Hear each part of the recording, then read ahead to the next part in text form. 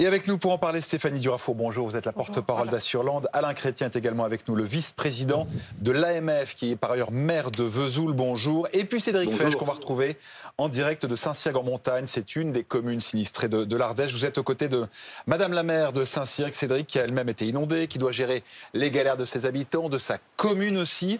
Elle est capable d'évaluer le montant des dégâts déjà. Bon, c'est compliqué parce qu'on va en découvrir, justement, on en parlait tout à l'heure, mais en tout cas, ici, jeudi, il se passait quoi, là? Là, il y avait 1 mètre d'eau qui passait sur le pont, jusqu'à l'autre côté, jusqu'à notre voiture. Et là où on est, il y a des plus de route, ça avait été complètement arraché. Complètement. Et je suis aussi avec le président de l'association des maires ruraux. Alors, on va avancer un peu sur le pont qui, lui, n'a pas bougé.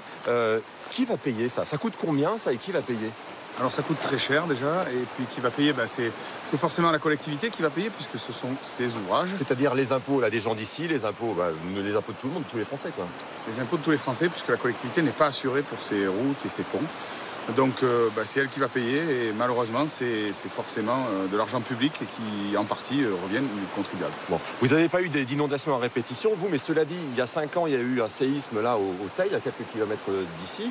Vous avez un peu de recul, du coup les assurances, elles ont des difficultés à payer. 5 ans après, on en est où? Oh, je sais que 5 ans après, tout n'est pas réglé dans ce secteur là-bas. Il y a des discussions nécessaires sûrement entre les assureurs et les assurés. Administratifs sur les contrats d'assurance. En fait, les assureurs, ils disent non, ça je paye pas. Voilà, c'est des négos de ce style-là. Et alors, ce que me disait tout à l'heure, ces 2 maires des communes du coin, c'est que ça coûte environ 150 000 €. Il y a tous les enrochements qui ont été faits. Pour l'instant, ils n'ont rien payé, mais évidemment, à la fin du mois, les entreprises de BTP elles vont demander de l'argent.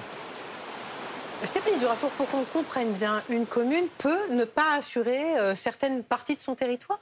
Oui, les communes n'ont pas d'obligation d'assurance sur l'ensemble des bâtiments, des infrastructures. Donc on a des communes qui effectivement n'assurent pas certains de leurs bâtiments, type école, mairie, route. Là, une route en l'occurrence? Oui, tout à fait. Donc on se retrouve dans des situations comme on peut le voir, puisqu'on a effectivement face à nous des événements climatiques de plus en plus importants et qui causent des dégâts de plus en plus majeurs et coûteux. C'est un pari en fait qu'elles font en se disant voilà, j'espère que ça ne me tombera pas dessus et puis ça coûte tellement cher de m'assurer que je préfère ne pas le faire. C'est ça l'idée. Alors on peut le voir comme ça. La vraie problématique sur le sujet des collectivités locales, c'est qu'on est face à un quasi-monopole des assureurs. Donc on a 2 assureurs essentiellement positionnés sur ce marché. Et donc qu'est-ce qui se passe? Eh bien aujourd'hui, on n'a pas de concurrence, donc on a des tarifs qui sont très importants. Et aujourd'hui, les collectivités n'ont pas tellement de choix pour choisir leur assureur. Ça, c'est votre sujet, Alain Chrétien. Bonjour, un vice-président de l'Association des maires de France et maire de Vesoul. Il se trouve que vous êtes aussi le co-auteur d'un rapport sur l'assurabilité des biens des collectivités locales que vous avez rendu il y a tout juste un mois. Là. Combien de communes n'ont plus d'assurance aujourd'hui en France, Alain Chrétien? Alors, des communes qui n'ont plus d'assurance, on n'en a pas tant que ça, mais on a à peu près 2000 communes qui ont des problèmes d'assurance, qui ont une explosion des franchises, une explosion des primes, ou qui effectivement rechignent à assurer une école ou une crèche. Et c'est souvent des communes importantes avec des équipements publics, des crèches, des écoles, des gymnases. Et donc, ce qu'on ne veut pas, c'est une France à 2 vitesses, avec une France qui peut encore s'assurer et une France qui ne pourrait plus s'assurer, à la fois chez les particuliers comme chez les communes.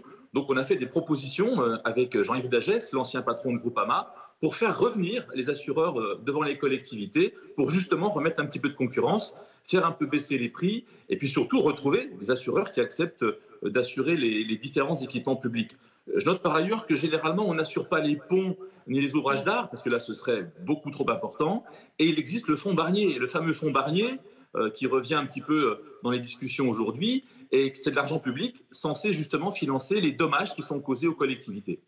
Et pour illustrer ce que vous disiez, notre reporter à Saint-Cirq-en-Montagne nous disait à l'instant, Alain Chrétien, que les routes n'étaient pas assurées non plus, n'étaient jamais assurées. Ça veut dire qu'il se passe quoi, Alain Chrétien, lorsqu'il y a des dégâts, quand un pont est détruit, quand il y a une route qui est détruite? C'est une perte sèche pour la collectivité. C'est elle qui paye. C'est les fonds publics, c'est la collectivité qui doit payer. Et là, le soutien de l'État via des différentes subventions, le soutien des départements, des régions, bref, toutes les collectivités se mettent ensemble pour aider la commune, parce que la commune seule, elle n'a pas les finances pour rembourser une commune de 200 habitants, elle ne peut pas financer 150 000 € pour refaire un pont. Donc c'est là que la solidarité nationale intervient par le biais de fonds publics et aussi par le fonds Barnier. Vous dites dans le rapport que vous avez rendu le mois dernier avoir constaté à quel point les rapports se sont tendus ces dernières années entre les collectivités et les assureurs, avec par exemple des résiliations super brutales ou unilatérales de la part de l'assureur. Oui, il y a beaucoup de colère, d'incompréhension. David Lisnard, le président de l'AMF, a souhaité vraiment qu'on s'empare de ce sujet et qu'on puisse avoir un contact, un dialogue direct avec France Assureur, j'allais dire un rapport de force. Parce qu'effectivement, nous ne sommes pas des clients comme les autres. Nous assurons des écoles, nous assurons des crèches, nous assurons le service public en général. Et la responsabilité d'un maire est énorme quand une crèche brûle et qu'elle n'est pas assurée, par exemple. Donc la non-assurance, c'est quelque chose qu'il faut absolument éviter. Il faut que chaque équipement soit assuré parce que quand il y a un gros pépin, comme on le voit maintenant, eh bien parfois les finances de la collectivité peuvent vraiment être mises en péril. Alors je vais me tourner justement vers Cédric Fesch, qui est donc à Saint-Cyrgue en montagne. Alain Chrétien a demandé, Cédric, à ce que les baisses de dotation pour les départements, parce qu'on est dans ce contexte-là, soient suspendues dans les départements touchés par les inondations. Ça peut aider les élus locaux sur le terrain. J'ai pas compris, qu'on baisse les dotations du budget 2025. Qu'on suspende la baisse des dotations. Ah, qu'on suspende la baisse. Ah oui, il y a une question en plateau là. Est-ce que si on suspend la baisse des dotations au département, ça vous paraît une bonne mesure d'urgence à prendre ? Je ne sais pas quelle mesure d'urgence il faut prendre, mais il ne faut pas baisser les dotations aux départements. On a besoin de nos départements, ils ont besoin de leurs dotations. Ils auront des travaux très très lourds à faire. On a des routes départementales qui sont coupées ici sur la montagne ardéchoise, donc il faut qu'eux gardent leurs dotations. Mais il faut que la dotation de solidarité nationale arrive sur nos petites communes rurales qui sont très très touchées en Ardèche.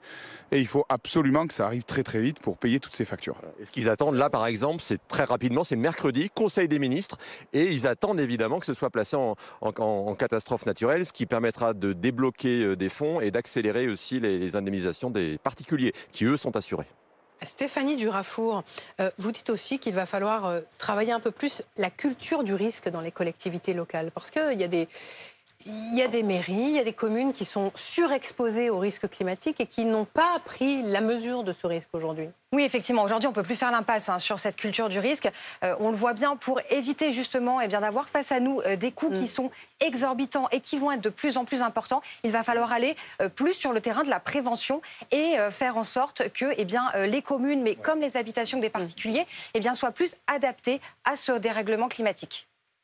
Stéphanie Durafour, les collectivités ont un problème d'assurance. On a entendu aussi beaucoup de professionnels qui étaient des restaurants, qui étaient sur les quais, qui disaient qu'ils n'allaient même pas déclarer les dégâts à leur assureur parce qu'ils savaient que sinon ils allaient se faire radier. Ça veut dire que le problème, il s'élargit en fait. Alors aujourd'hui, effectivement, cette thématique du risque climatique, elle va toucher aussi bien les collectivités que les entreprises et les particuliers, avec une inflation des coûts pour chacune de ces parties. Et notamment pour les entreprises, on peut se retrouver dans des situations comme on a connu au temps du Covid, c'est-à-dire des commerces qui doivent fermer parce qu'on ne peut pas accéder à leurs magasins. Non pas qu'ils aient eux-mêmes subi des dommages, mais le magasin ne peut pas être ouvert. Oui. Et là, c'est de la perte d'exploitation, ce qu'on appelle sans dommage. Et ils n'ont pas d'indemnisation qui sont possibles. Perte de chiffre d'affaires, pas indemnisé. Je pose la question à 1 000 €. Est-ce qu'il faut s'attendre à une augmentation des assurances, des primes d'assurance là, dans les mois qui viennent ? On va bientôt passer à la nouvelle année. Alors malheureusement, ce n'est pas une bonne nouvelle pour le pouvoir d'achat, mais on constate déjà dès cette année une augmentation de 7% sur l'ensemble du territoire des tarifs d'assurance habitation. Et au 1er janvier 2025, pour tout le monde, nous aurons également une augmentation qui a été décidée par l'État. Donc c'est cette prime catastrophe naturelle qui va passer en moyenne de 20 € par an à 40 € par an.